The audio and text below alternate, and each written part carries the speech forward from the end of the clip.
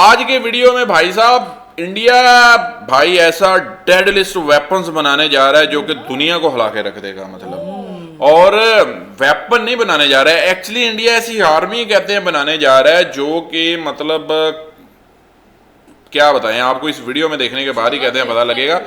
ISRO actually जो है ना इसके ऊपर काम कर रहा है। ISRO is creating the deadliest force of Indian army. कोई ऐसी फोर्स इसरो जो है वो इंडियन आर्मी को बनाकर देने वाला है कि जो मतलब तबाही फेर देगी और कि खलबली मचा दी है भाई। पहले वीडियो देख लेते हैं अपग्रेड यूट्यूब चैनल जिनका ये वीडियो हम देखने वाले हैं। तो सबसे पहले आप इनको भी सपोर्ट करें क्योंकि इनके वीडियो हमने पहले भी 2 वीडियो देखे हैं, अच्छे वीडियो बनाते हैं ये। तो स्टार्ट करते हैं जी भाई वीडियो। नवंबर 11, 2024 दिल्ली के एक हाईली सिक्योर्ड रूम में इंडिया के top military commanders, army, navy और एयरफोर्स एक साथ मीटिंग करता है एक ऐसी ड्रिल के लिए जिसका नाम था अंतरिक्ष अभ्यास 2024। सुनने में एक नॉर्मल डिफेंस मीटिंग लगती है, लेकिन यहाँ एक ऐसी डिस्कशन चल रही थी जिसके बारे में बहुत कम लोगों ने नोटिस किया। ये मीटिंग लैंड, नेवी या एयरफोर्स की ड्रिल की नहीं थी, इंडिया की सबसे पहली स्पेस वॉरफेयर एक्सरसाइज थी। अब सोचने वाली बात यह है कि इंडिपेंडेंस से लेकर अब तक हमारा ऑफिशियल स्टांस हमेशा से यही रहा है that space is for piece. ISRO का फोकस हमेशा वेदर, कम्युनिकेशन और चंद्रयान जैसी चीज़ों पर रहा है। तो अचानक इंडियन मिलिट्री स्टार वॉर्स की प्रैक्टिस क्यों कर रही है? क्योंकि सच्चाई यह है कि ज़मीन पर बॉर्डर डिस्प्यूट्स होने से पहले ही 500 किलोमीटर ऊपर एक साइलेंट वॉर ऑलरेडी शुरू हो चुकी है, जहां मिसाइल्स तो नहीं चलती लेकिन सैटेलाइट्स हैक होते हैं। आज इस वीडियो में समझेंगे कि क्या इस अंतरिक्ष अभ्यास और मेगा बजट के पीछे इंडिया सच में अपना खुद का एक डेडिकेटेड इंडियन स्पेस फोर्स बना रहा है। कैसे इंडिया का 27 इयर्स का स्टार्टअप फाउंडर स्ट्रेटोस्फीयर में उड़ने वाले कुछ सस्ते बलून से चाइना के 1000 स्पाई सैटेलाइट्स को चेकमेट करेगा, और कैसे अगर स्पेस वॉर में इंडिया सिर्फ 10 मिनट के लिए भी ब्लाइंड हो जाए तो उस एक गलती से देश के सारे ATMs, पावर ग्रिड्स और पूरी इकोनॉमी तक क्रैश हो जाएगी। आज इस वीडियो में ये सब अच्छे से समझेंगे, तो वीडियो एंड तक जरूर देखना और जल्दी से इस चैनल पर 3 लाख सब्सक्राइबर्स भी करवा दो। मैं हूं झील and you have already started watching upgrade. Chapter 1, the 90 hours blind spot. पिछले साल मई 7 की उस रात हमने ऑपरेशन सिंदूर लॉन्च करके पाकिस्तान के अंदर 9 टेरर बेसिस पर पिन पॉइंट ब्रह्मोस मिसाइल और S-400 एयर डिफेंस की हेल्प से सिर्फ 90 आवर्स में एक इंटेंस सर्जिकल और डेवस्टेटिंग ऑपरेशन कंडक्ट किया था, जिसे हम जीत भी गए थे। लेकिन जब दिल्ली में बैठे टॉप डिफेंस एनालिस्ट्स ने इस ऑपरेशन की डिटेल्स देखी तो एक ऐसी चीज़ मिली जिसने जनरल्स की भी नींद उड़ा दी थी। सच ये था कि इस वॉर में इंडिया वॉज पार्शली ब्लाइंड, मतलब जमीन पर नजर रखने के लिए हम अपने पुराने कार्टोसैट 3 सैटेलाइट्स पर डिपेंडेंट थे, और प्रॉब्लम ये थी कि किसी एक एरिया पर हमारा सिर्फ एक ही सैटेलाइट नजर रख रहा था। अब स्पेस में सैटेलाइट एक जगह रुकता तो है नहीं, वो अर्थ के अराउंड चक्कर लगाते ही रहता है, और जब तक वो घूमकर वापस एग्जैक्ट वही स्पॉट पर आता घंटों निकल जाते। और मॉडर्न वॉर्स में अगर आपकी आइज मीनिंग सैटेलाइट्स 2 घंटे के लिए भी बंद हो जाए तो चीज़ें पलट सकती है। और उधर पाकिस्तान के पास क्या था? पाकिस्तान के डिफेंस मिनिस्टर की बातों से एक चीज़ लीक हो गई कि उन्हें चाइना से लाइव सैटेलाइट इंटेलिजेंस मिल रही थी। चाइना के योगन और गोफन सीरीज के 290 से ज़्यादा चाइनीज सैटेलाइट्स इंडियन आर्मी की हर मूवमेंट का real time data directly Pakistan को फीड कर रहे थे। यहाँ तक कि उन्होंने अपने टॉक्स में हमारी आर्मी के एग्जैक्ट वेक्टर्स पॉइंट आउट कर दिए, जो बिना लाइव स्पेस सर्वेलेंस के पॉइंट आउट करना बिल्कुल इम्पॉसिबल होता है। हम वॉर तो जीत गए, लेकिन रियलिटी चेक बहुत स्कैरिंग था दैट आज चाइना के पास स्पेस में 1000 से ज़्यादा सैटेलाइट्स है, जिसमें से 500 से ज़्यादा प्योरली मिलिट्री स्पाई सैटेलाइट्स है। वो लोग हर हफ्ते एक नया स्पाई सैटेलाइट लॉन्च कर रहे हैं, एवरी वीक। वहीं हमारे पास इस वक्त 15 से भी कम डेडिकेटेड मिलिट्री सैटेलाइट्स हैं। ये कोई छोटा गैप नहीं है, this is a silent emergency. But India ने इसका जवाब ढूंढ लिया है, और सबसे बड़ा ट्विस्ट ये है कि वो जवाब स्पेस में नहीं है। Chapter 2, the stratospheric hack. तो अब कम सैटेलाइट्स होने की प्रॉब्लम तो क्लियर थी, तो क्या हमें भी चाइना की तरह एक के बाद एक सैटेलाइट्स स्पेस में भेजने चाहिए? नहीं, इंडिया ने यहाँ गेम के रूल्स ही बदल दिए। इसे सिंपल लैंग्वेज में समझ कर देखिए, सैटेलाइट्स मोस्टली अर्थ के सरफेस से अप टू 2000 किलोमीटर्स तक के ऑल्टीट्यूड, जिसे लो अर्थ ऑर्बिट LEO भी कहा जाता है, वहाँ होती है। बट ये सैटेलाइट्स के लिए बहुत बड़ी वीकनेस भी है, क्योंकि वो यहाँ 28,000 किलोमीटर्स पर आवर की स्पीड से अर्थ के अराउंड चक्कर लगाते हैं। इसका मतलब ये है कि अगर उन्हें किसी एनिमी बेस पर नज़र रखनी है तो उन्हें सिर्फ कुछ मिनट्स का एक छोटा सा विंडो मिलता है, फिर वो आगे निकल जाती है। तो इसका फिक्स क्या है? इसका फिक्स है स्पेस का वो एरिया जिसे पूरी दुनिया ने सालों से इग्नोर किया। कमर्शियल फ्लाइट्स 10 किलोमीटर की हाइट तक फ्लाई करती है और सैटेलाइट्स 160 किलोमीटर से ऊपर होते हैं। इन दोनों के बीच जो जोन है 18 से 25 किलोमीटर का, वो एक नो मैन्स लैंड है। इंडिया ने अब इस जोन को अपना नया बैटलफील्ड बना लिया है। इंडियन एयरफोर्स ने 15,000 करोड़ का ASHAPS प्रोग्राम अप्रूव किया है। ये हाई ऑल्टीट्यूड सूडो सैटेलाइट्स है जिसे एक सोलर पावर्ड ड्रोन भी समझ सकता है।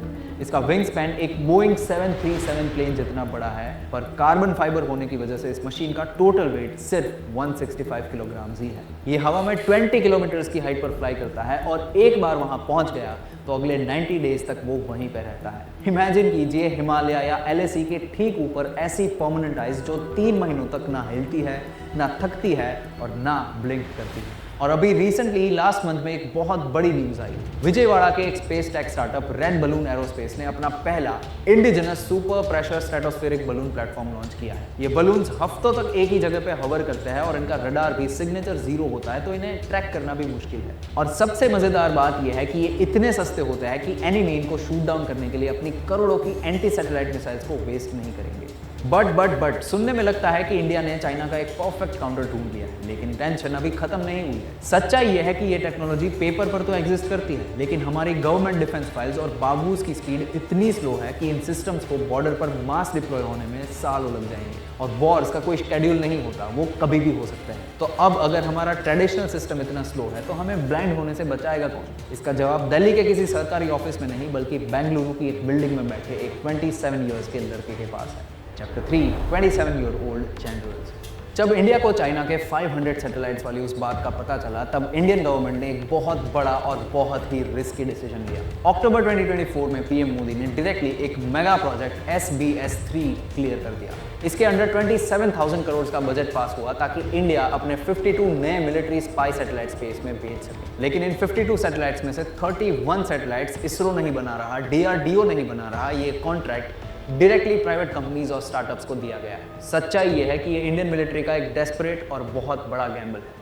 नेशनल सिक्योरिटी की चाबी ऑलमोस्ट 25 इयर्स के स्टार्टअप फाउंडर्स के हाथ में देना कोई नॉर्मल डिसीजन नहीं है। ये एक ऐसा रिस्क है जो इसीलिए लेना पड़ा है क्योंकि हमारी गवर्नमेंट मशीनरीज और डिफेंस बाबूस की स्पीड इस 21st सेंचुरी की वॉर को जीतने के लिए बहुत ही स्लो है। एज आई ऑलरेडी सेड, इस गैम्बल के फ्रंट लाइन पर है बेंगलुरु का एक 27 इयर्स का लड़का Awais Ahmed, founder of Pixxel. Pixxel की सैटेलाइट्स कोई नॉर्मल कैमरा नहीं, हाइपर स्पेक्ट्रल इमेजिंग यूज करती है। नॉर्मल सैटेलाइट्स लैंड को 3-4 बैंड्स में देखती है, पर पिक्सल की सैटेलाइट्स 250 से ज्यादा बैंड्स रीड कर सकती है। मीनिंग ये जमीन के केमिकल सिग्नेचर्स पढ़ लेती है। अगर एनिमीज ने असली पेड़ों के बीच जंगल में नकली प्लास्टिक का कैमोफ्लेज भी लगाकर अपनी आर्टिलरी छुपा रखी है, तो पिक्सल का सैटेलाइट उस केमिकल डिफरेंस को ऊपर से ही कैच कर सकता है। फिर आती है एक और कंपनी गैलेक्सा। इनका मिशन दृष्टि दुनिया का पहला ऐसा प्लेटफॉर्म है जो ऑप्टिकल कैमरा और रडार दोनों एक साथ यूज कर सकता है। बारिश हो, डेंस क्लाउड्स हो या रात का पिच डार्क अंधेरा, ये रडार कभी बैंड नहीं होता। ये इंडिया को 24/7 कंटिन्यूअस सर्वेलेंस दे सकता है। और स्पेस में हमारे इन सैटेलाइट्स को कोई एनिमी टच भी ना कर पाए, इसके लिए दिगंतारा नाम का स्टार्टअप स्पेस का एक ट्रैफिक रडार बना रहा है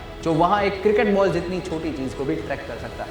बट सिर्फ सैटेलाइट्स भेजना ही काफी नहीं है। इसरो ने पिछले ही साल स्पेडएक्स मिशन के थ्रू 2 सैटेलाइट्स को स्पेस में आपस में डॉक करके दिखाया। अब हमें सैटेलाइट्स रिपेयर या रिफ्यूल करने के लिए नया रॉकेट भी लॉन्च करने की जरूरत नहीं है। स्पेस में ही मैकेनिक वाला काम हो जाएगा। और इंडिया ऐसा करने वाली वर्ल्ड की सिर्फ 4th कंट्री बन चुकी है। एक बात नोटिस की आपने, ये सारी स्पेस टेक और डिफेंस टेक्नोलॉजी डेटा और आर्टिफिशियल इंटेलिजेंस पर चल रही है। वर्ल्ड बहुत फास्ट चेंज हो रहा है और फ्यूचर एआई का ही है। अगर एक 27 इयर्स का लड़का एआई और एडवांस टेक का यूज करके नेशनल सिक्योरिटी का फ्यूचर चेंज कर सकता है, तो आप भी अपने करियर को एआई के थ्रू अपग्रेड कर सकते हैं। और इसीलिए एडवांस्ड एआई और मशीन लर्निंग कोर्सेज के थ्रू आपको अपस्किल करने के मिशन में अपग्रेड कि ये स्पेस वॉर सिर्फ सोल्जर्स की प्रॉब्लम है, तो अब गलत है, क्योंकि ये वॉर आपकी लाइफ में भी ऑलरेडी एंटर कर चुकी है। पार्लियामेंट ने खुद कंफर्म किया है कि रिसेंटली अमृतसर और जम्मू के स्काइज में 400 से ज्यादा जीपीएस स्पूफिंग के इंसिडेंट्स हुए हैं। मतलब एनिमी कंट्रीज ऐसे फेक सैटेलाइट सिग्नल्स भेज रही है जिससे हमारी कमर्शियल फ्लाइट्स, जिसमें मैं और आप ट्रैवल करते हैं, वो रास्ते में ही ब्लाइंड हो रही है और पायलट्स को इमरजेंसी लैंडिंग करनी पड़ रही है। इससे बचने के लिए हमने अपना खुद का जीपीएस नैव आईसी जरूर बनाया है, लेकिन जब पिछले साल इसका मेन सिस्टम अचानक फेल हो गया तो हमारे पास ज़रूरत से कम सैटेलाइट्स बचे थे। अब आप कहेंगे कि तो क्या हुआ, मैं तो फ़ोन में गूगल मैप्स चला लूँगा। नहीं, सैटेलाइट्स सिर्फ रास्ता नहीं दिखाते, वो डेटा और टाइम को सिंक भी करते हैं। अगर सिर्फ 10 मिनट के लिए हमारे सैटेलाइट्स ब्लाइंड हो जाए तो पता है क्या होगा? देश के सारे ATMs पैसा निकालना बंद कर देंगे, स्टॉक मार्केट की करोड़ों की ट्रेड्स फेल हो जाएंगी और हमारा पावर ग्रिड आपस में सिंक ही नहीं कर पाएगा, जिससे पूरे सिटी में ब्लैकआउट तक हो सकता है। स्पेस वॉर में हारने का मतलब सिर्फ मिलिट्री फेल होना नहीं है, ये टेक्निकली देश की इकोनॉमी को भी अफेक्ट करता है और इस रियलिटी को बाकी दुनिया समझ चुकी है। यूएस और चाइना ने अपनी एक प्रॉपर इंडिपेंडेंट स्पेस फोर्स बना ली है, उनका अपना करोड़ों का बजट और अलग यूनिफॉर्म तक है। वहीं हमारे पास करंटली सिर्फ एक डिफेंस स्पेस एजेंसी है जिसका ना कोई अपना बजट है और ना कोई पावर। हम अभी भी पेपर पर ही प्लानिंग कर रहे हैं। What do you think? क्या हमारा भी एक खुद का इंडियन स्पेस फोर्स होना चाहिए? बताइए कमेंट्स में। मैं हूं झील और अगर आपको ये वीडियो पसंद आया है तो इसको अरे अच्छा इन्फॉर्मेटिव वीडियो बनाया है उन्होंने, है ना। और वैसे इन फ्यूचर जैसे कि बहुत ज़रूरी है इंडिया के लिए भी, हर कंट्री के लिए एक्चुअली ज़रूरी है। और अगर हम हेड टू हेड अगर हम टेक्नोलॉजी की बात करें, सैटेलाइट्स की बात करें, तो इंडिया को तो बहुत एडवांस मतलब बहुत जो है वो एज है।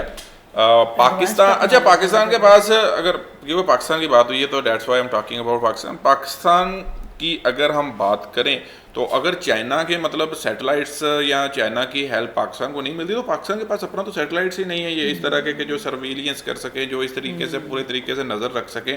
तो ये तो इधर भी बात काफ़ी फैली थी कि चाइना जो है वो हेल्पिंग पाकिस्तान, और on the other hand Indian media भी जो था इसको मतलब कर रहा था, क्लेम कर रहा था इस चीज़ का कि पाकिस्तान, क्योंकि उनके एक मिलिट्री ऑफिसर थे जिन्होंने भी इस चीज़ के बारे में, कि उनका मैं इंटरव्यू देख रहा था तो उसमें भी उन्होंने यही कहा था कि जब पाकिस्तान ने मतलब जब डायलॉग्स होते हैं ना चीज़ों के, तो उसमें जब लोकेशन की बात की गई कि आप इस जगह पे आर्मी जो है वो अपनी बढ़ा रहे हैं, तो देन उनको पता लगा कि भाई ये सर्विलेंस जो है वो चाइना इनको प्रोवाइड कर रहा है, चाइना जो है। लेकिन इंडिया जो है, इंडिया के पास तो कैपेबिलिटी है, वो अपना मतलब खुद के जो सैटेलाइट्स हैं, इसरो जो है वो दुनिया की बेस्ट जो सैटेलाइट्स हैं, मतलब जो एजेंसीज हैं, जो आप कह लो कि रिसर्च सेंटर्स हैं, उनमें उनका टॉप पे आता है। तो इसरो जो है वो कर सकता है, लेकिन मुझे लगता होगा नासा के बाद शायद इसरो ही आता हो। नासा के बाद नहीं, अभी नासा के बाद तो अभी चाइना जो है वो भी उनकी एजेंसीज जो है वो काफ़ी उन्होंने मिशंस किए हैं, रशियंस जो है वो काफ़ी इसमें हैं। इंडिया जो है वो 4th पोजीशन पे जो है बिल्कुल अपना जो है वो रखता है, लेकिन उसके साथ जो है वो उनको लाने पड़ेंगे इन फ्यूचर। हर कंट्री जो है वो अपना प्रोटेक्शन, अपना सेल्फ डिफेंस जो है उसको स्ट्रॉन्ग से स्ट्रॉन्गर जो है वो बनाने की कोशिश करता है। डिफेंस सिस्टम हर कंट्री का स्ट्रॉन्ग होना चाहिए, लेकिन एक रेस है ना, आप कह लो एक रेस लगी हुई है। तो फिजा में, अब एयर में, स्पेस में कंट्री जो है वो कौन सा डोमिनेंस कर रहा है, कौन सा कंट्री जो है वो उसको मतलब अपने, तो अभी इंडिया जो है इसके ऊपर इंडिया ने काफ़ी बड़े काम किए हैं। जैसे कि इंडिया ने डेफिनेटली, जैसे वो बता रहे थे पहले कि अपने डिफरेंट कम्युनिकेशन का हो गया, वेदर का हो गया, चंद्रयान के मिशन जो कि काफ़ी तगड़े और बड़े मिशन उन्होंने किए हैं। और इस साइड पर जो है अब उनको फील हो रहा है कि हाँ हमें ये चीज़ें जो हैं सर्विलियंस सैटेलाइट्स जो हैं, और वो अभी जो बता रहे हैं कि अगर 3 महीने तक एक आपका एक ही लोकेशन के ऊपर उसको पूरी आपको सर्विलेंस दे रहा है, पूरी आपकी निगरानी कर रहा है, तो ये एक बड़ा प्रोजेक्ट है ये भी इंडिया का। बाकी इन्फॉर्मेटिव वीडियो था, अपग्रेड के वीडियो हमने पहले भी 1-2 देखे हैं, अच्छे वीडियो बनाते हैं इन्फॉर्मेटिव, पूरी रिसर्च करके, और इनकी जो मतलब प्रॉपर, और उसमें जो विजुअल्स यूज़ करते हैं वो AI का यूज़ करके उनको जनरेट करते हैं, और वो भी बड़े परफेक्ट और बड़े मतलब यूज़फुल होते हैं व्यूवर्स को अंडरस्टैंड करने के लिए किसी भी वीडियो को। तो चलें, बाकी आपके क्या विचार हैं, कमेंट बिलो आते हैं। नेक्स्ट वीडियो में रखें अपना ख्याल।